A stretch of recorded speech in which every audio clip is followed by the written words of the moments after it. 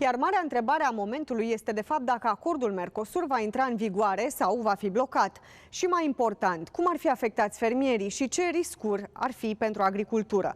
Anunțuri de la cel mai înalt nivel, fiind acum din Franța. Vedem ce spune Benjamin Haddad, ministrul delegat pentru afaceri europene, într-un interviu exclusiv realizat de Ana Iorga. Monsieur le ministre, merci d'être avec nous. Merci.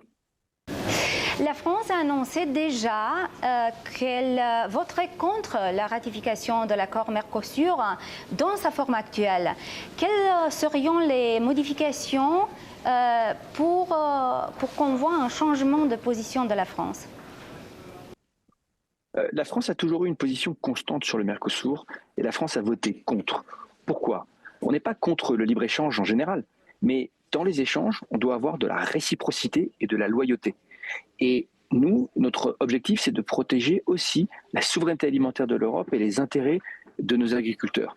On ne peut pas dire à nos agriculteurs, vous devez respecter certaines normes, certains standards, interdire des pesticides, et ensuite importer en Europe des produits qui ne respectent pas les mêmes normes, qui utilisent des pesticides, des additifs alimentaires qui sont interdits en Europe. C'est pour ça que la France a voté contre, c'est pour ça que nous nous sommes battus aussi pour obtenir une clause de sauvegarde pour protéger les marchés contre les importations qui déstabilisent les filières, pour obtenir de la réciprocité dans les normes, des mesures miroirs, pour reconstituer la politique agricole commune aussi. Sur tous ces sujets, nous nous battrons pour défendre la souveraineté alimentaire de notre continent européen et nous le faisons avec nos partenaires du Conseil européen. Le vice-président du Parlement européen, Victor Negrescu, a déclaré sur notre chaîne à Antena 3 CNN qu'il est important, qu'il est nécessaire de collaborer avec la France sur ce dossier important dans le cadre du partenariat stratégique. Comment la France perçoit-elle cette collaboration avec la Roumanie à l'égard de l'accord Mercosur et de l'agriculture? Mais je voudrais vous dire d'abord que la Roumanie est un partenaire stratégique absolument essentiel pour la France sur la question du Mercosur, sur la question de la protection des agriculteurs en Europe et puis bien au-delà.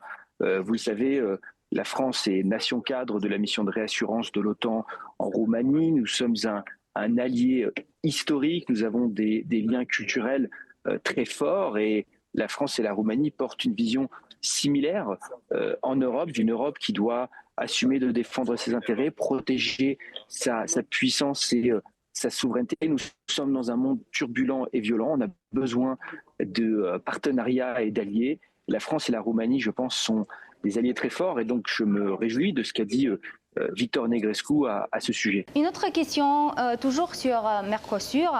Quels seraient vos conseils pour la Roumanie pour qu'elle protège son agriculture, pour qu'elle protège les agriculteurs tout en restant un partenaire pleinement engagé dans ce projet européen?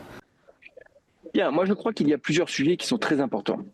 Le premier, c'est dans les accords de libre-échange, on doit être capable aussi de se protéger et donc avoir par exemple de la réciprocité dans les normes et des mesures miroirs. Ce qui est interdit pour nos agriculteurs, pour nos entreprises, doit l'être aussi pour nos importations. On doit pouvoir avoir des clauses de sauvegarde, c'est-à-dire quand on a trop d'importations qui viennent déstabiliser les filières, on doit pouvoir mettre fin à ces importations. Et puis, dans le domaine agricole, vous le savez, nous sommes aussi en train de négocier le cadre financier pluriannuel, c'est-à-dire le prochain budget sur 7 ans de l'Union européenne à partir de 2028. Dans le cadre de ce cadre financier pluriannuel, on devra soutenir la compétitivité de l'Europe, la réindustrialisation, la défense, la tech, le spatial, mais il faudra aussi protéger les politiques traditionnelles, que ce soit la cohésion pour le développement de nos territoires et bien sûr la politique agricole commune. La politique agricole commune, c'est la première politique intégrée en Europe. Ça a été l'une des premières politiques de solidarité européenne.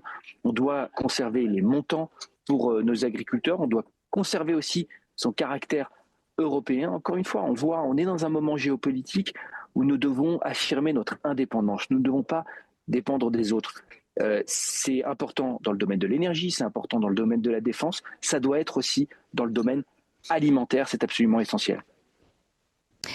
Votre prévision, l'accord Mercosur sera ratifié, amendé ou finalement abandonné?